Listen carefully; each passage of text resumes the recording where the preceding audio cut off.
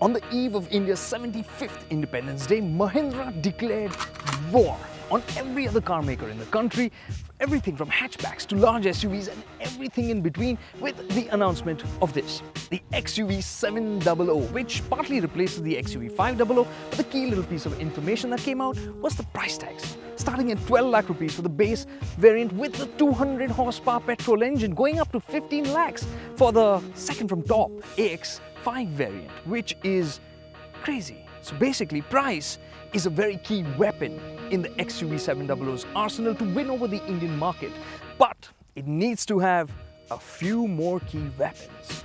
What are those?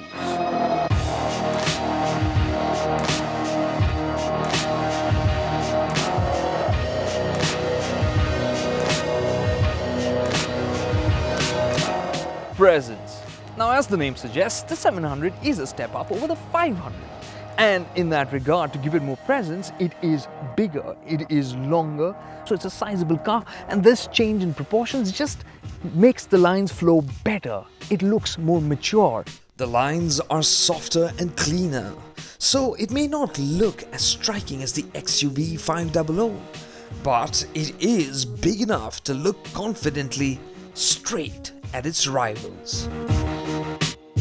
And the overall design, in terms of the details, you'll see there's no one element shouting for attention, and because of that, it just looks better. It looks more memorable and likable. While this is all new, especially the grille and the logo sitting right there is that XUV DNA that's calling out to you. For instance, these dual C-shaped LED DRLs, these are an evolution of the design we've seen on the XUV500. And of course, being an XUV, it packs in a lot, like the swipe-style turn indicators, and of course full LED headlamps, LED fog lamps, and cornering lamps as well. So you've got something that's packed and distinctive. The real party piece on the XUV700, which you would want to show and talk about, is here, what I call as Anand door handles. Well, I'll explain why. These are those pop-out, flush-fitting door handles, and apparently they came about because when Anand Mahindra went to look at the XUV700 in its development phase, he saw the design and said, don't spoil it by putting door handles, keep the look nice and clean. Now, interestingly, there are two variants of these pop-up door handles. The one we've got here is the simple mechanical kind, which just pops out when you use it, it retracts right back in. And then there's the motorized kind, which pops out when you unlock the car and then goes back in when you lock it. If you ask me personally, I prefer the simple mechanical version. It's simpler and it works just fine. This is another great angle from which to soak in that XUV DNA, because if you look at the wheel arches, the way they flare out, if you look at the window line, the way it kinks up past the B-pillar, this is all typical XUV. The rear, it's better too. Not its best angle, but certainly looks more appetizing. Now, these tail lamps can look a little too sharp, but on the move they do the job. They light up beautifully and give it a premium look. But this bit here is the one bit that I'm not a fan of, and to me this seems like a bit of an afterthought to accommodate the new logo that Mahindra came up with after Pratap Bose joined recently, and this has just been done to accommodate that. Interestingly, the tailgate is entirely made of plastic to accommodate these sharp lines, and of course that is going to help save weight on a car that is much bigger. That is important. And interestingly, the XUV700 is lighter by 160 kilograms. The second weapon is the inside story, starting with the boot. Now you have enough space here on offer for small overnighters, even with all three rows in use. And if you need more luggage, well, of course you can drop one of these seats down to pack in more. But if you really have a priority for luggage, you can opt for the 5-seater variant, which will most likely be offered on the lower two variants, whereas the 7-seaters will be the higher variants.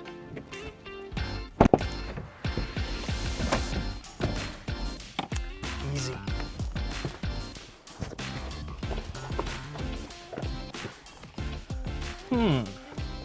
Well, as you can see, this isn't really bad even for somebody like me who's 5 feet 6 inches short. So if you want to accommodate kids here, it's going to be pretty easy. And you've got enough footroom here to sit comfortably actually. The under-thigh support, as can be expected from third row, is not all that great, but you've got great glass area here, so the view out is nice. You've got aircon vents on both sides, blower controls, you've got one charging socket at the rear here, no USB ports, but you do have cup holders on both the sides. Now this doesn't look like much, but there is enough knee room on offer, so if I had to spend time here, I could do an hour or so without complaining. The inside story, a strong point with this kind of knee room? Well, that's if the front seat's pushed all the way back. If you push it forward, well, you could do this, but realistically, even with a taller passenger in the front, you can get plenty of knee room, and again, there's foot room to stretch out. The basics are right. The window line's low, good glass area, so it feels like an airy cabin, so you can spend time here for longer distances, and with these supportive seats, it is a comfy place to be. The flat floor and the wide cabin make the XUV comfy for 5 or 7 people, so families will love it. But if you're the one who's going to drive... The front seat experience is welcoming. Look at that power seat sliding back to welcome you inside. And this is a great place to be, again, from the basic standpoint, because your view out is good. You've got a great view of the ORVMs and back there. And for a vehicle that's big as this, it's important.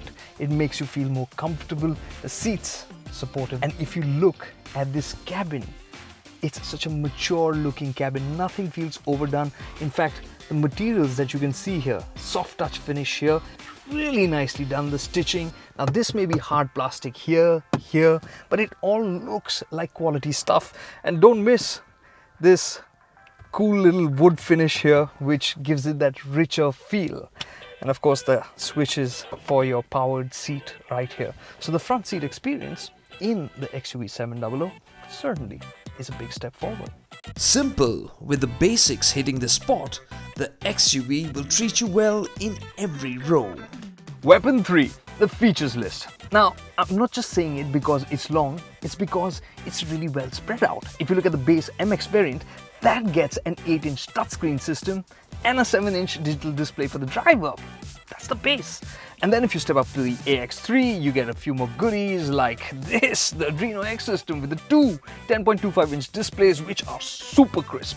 And if you step up to the AX5, that's where you get curtain airbags which stretch all the way back to the third row. So this is a feature-packed car, and if you look at the details like this infotainment, it works really well. It's really crisp. Right now we couldn't control the Android Auto, but we've been told that these are the development prototypes, so things are still being smoothed out. But there are some really interesting details, like there's a DVR feature which allows you to capture the feed from all the cameras, kind of like a dash cam. And there's a lap time recorder. So nifty little details that Mahindra is still not talking about. And finally, if you have to talk about the AX7, that's where you get all the bells and whistles like the dual zone climate control, this powered seat, and if you're wondering about the Sony 12-speaker sound system and the wireless charger, well, those are going to be part of a tech pack. The letters at the end of the badges indicate the packs. Luxury and tech, we think. The pack that we'd want is the one with the Sony sound system, because it's fantastic. So what else does the AX7, the top-end variant, offer you? Weapon 4, safety. Well, that's because the XUV700 doesn't just want to keep you safe when you're in an accident, it wants to help you avoid an accident altogether. And that's where the top-end variant comes in, because that's packing segment-first, radar-based ADAS technology. Basically, you've got features like lane keep assist, which actually steers the car for you to keep you in your lane. It's got lane departure warning. It's got auto emergency braking, which means you can avoid collisions.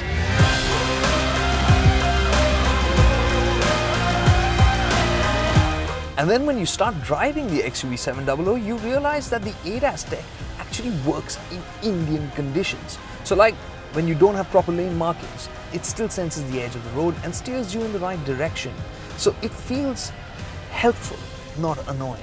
And then you have adaptive cruise control, which understands that distance between cars in Indian conditions is typically lesser than in other countries, and it adapts accordingly. And then you have auto emergency braking, which in the chaos of Indian roads keeps a calm head.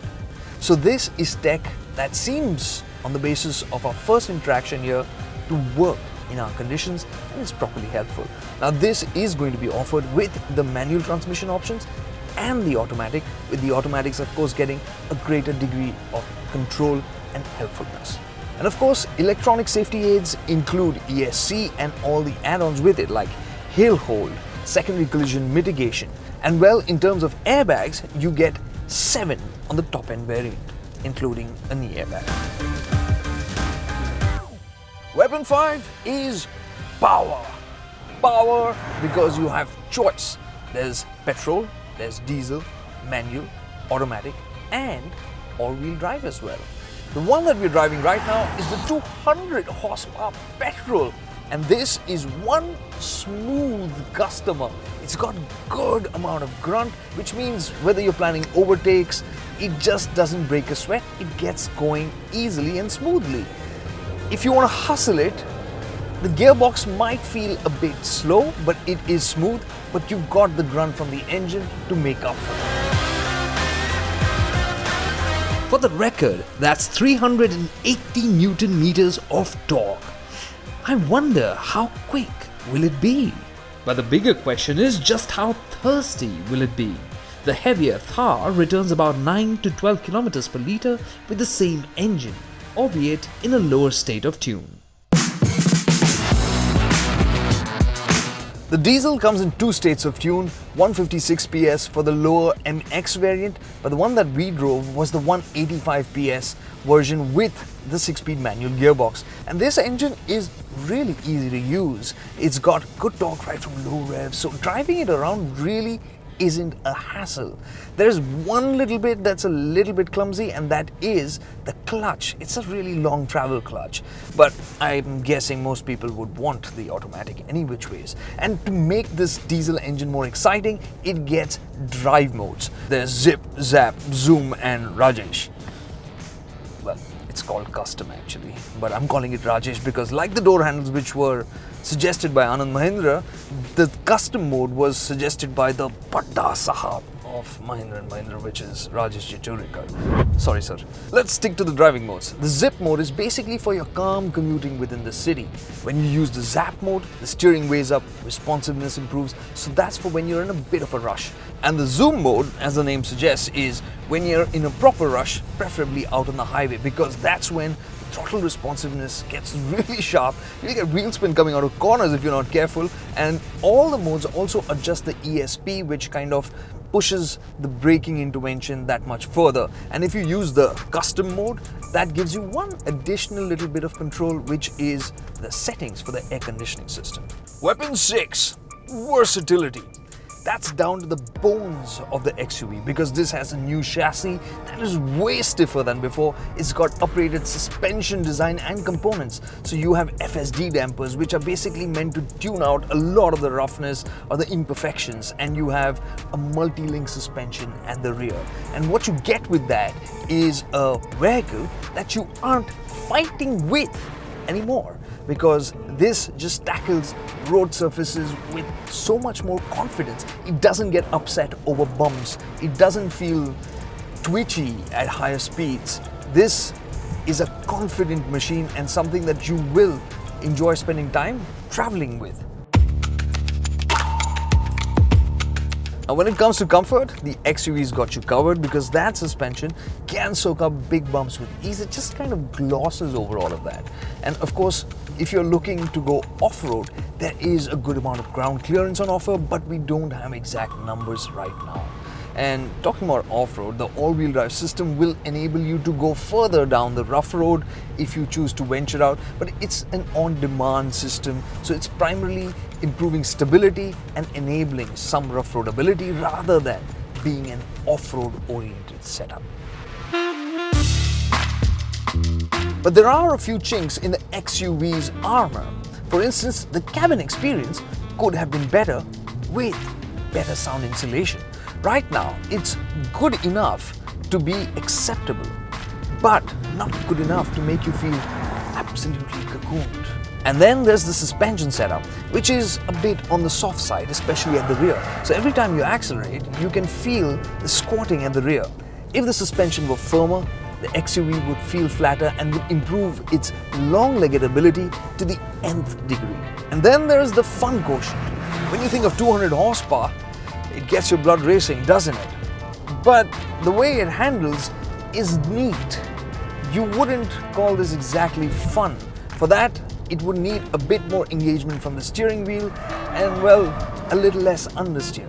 But to its credit, the XUV does so in a very predictable and in a very gradual manner. So it's got a very safe air about it. There are other misses too, like some design bits. Did you manage to miss out on this special door pad that rises up? Strange indeed. Apparently it's because there needed to be room made for the switches for the powered seats. Well, honestly, sitting where I am, I can say that it doesn't bother me. It's your problem. Now, of course, the drive modes are only available on the diesel, but the real annoying bit is this drive mode button here does nothing more than call up the mode menu here on the screen. You have to actually reach out to the screen to change the modes, which really doesn't make sense. In terms of quality, there are some bits which feel plasticky, but they look fine, so you're willing to let them pass. But there are some bits like this, which you would end up using often as the driver and just feel a bit flimsy and kill that experience a little bit. There are some feature misses, basic ones. For instance, of the 4 power window switches here, it's only the driver switch which has auto up and down, and the IRVM isn't auto dimming. And then there are the wow feature misses. There's no ambient lighting and there are no ventilated seats on offer here. Here in the back seat, there are no sunshades for these large windows, and the second row doesn't slide. It's not on rails. So yeah, it's interesting to see where Mahindra's cut back to save on costs, which is on some extra features. You know, it was a good thing that Mahindra shared the price tag of the XUV700 before we drove it, because as we've seen, it does have its shortcomings. In the way it drives, it could be a bit more engaging. In terms of the cabin experience, it could be a bit more polished. And in terms of the features list, it does have a few holes. But as this vehicle is, it comes across as a sensible, very usable and a very likable machine that is coming with some incredible segment first technology for safety. And coming in at the price point that Mahindra is indicating, the XUV700 is going to have a final chink in its armor which is going to demand a lot from you. And that is patience.